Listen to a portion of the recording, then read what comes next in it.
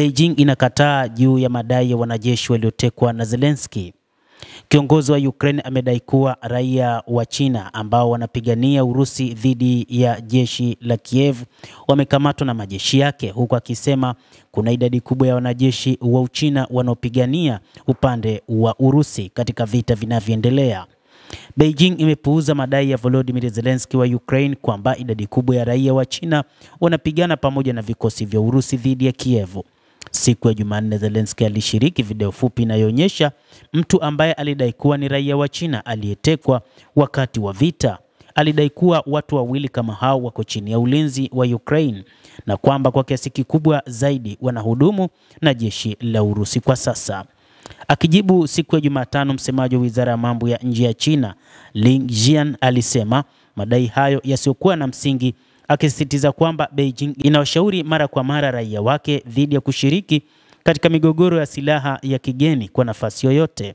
Msimamo wa China juu ya mgogoro wa Ukraine uko wazi na hauna utata na umekubaliwa na jumuiya ya kimataifa, msemaji huyo aliongeza. Zelensky amedai zaidi kwamba Urusi inaihusisha China moja kwa moja kwa njia isiyokuwa ya moja kwa moja katika mzozo wa Ukraine na akakataa majibu ya haraka kutoka kwa Marekani na EU.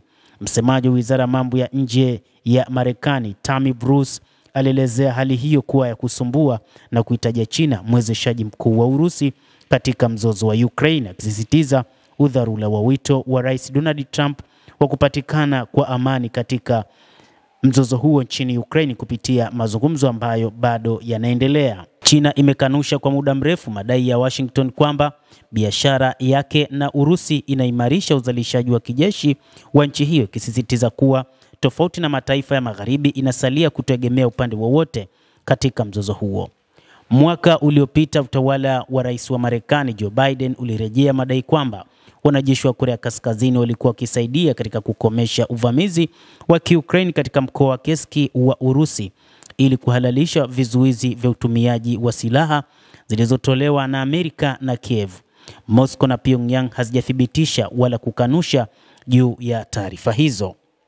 Mbunge wa Ukraine Alexandry Dubinsky, mkosoaji wa Zelensky ambaye anakabiliwa na tuhuma za uhaini, amependekeza kuwa Kiev inaweza kurudia mbinu ya kubuni ushahidi. Alichapisha klipu inayoonyesha kuwa faili ya video iliyoshirikishwa na Zelensky awali iliitwa Korean Soldier 2.mpg ingawa imebadilishwa jina.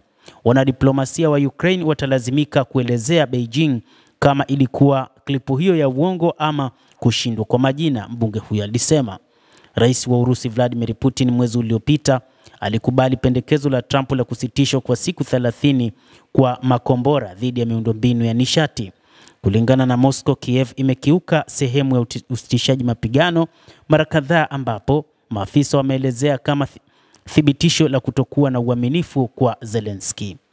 Mtazamaji wa The World News, hayo ndio tuliokuwa nayo kwa wakati huu, na bila shaka nawe una nafasi ya kulike, una nafasi ya kucomment, kadhalika na kusubscribe channel yetu hii. Mimi ni Adam Hussein, endelea kuwa nasi wakati wote, endelea kutufuatilia.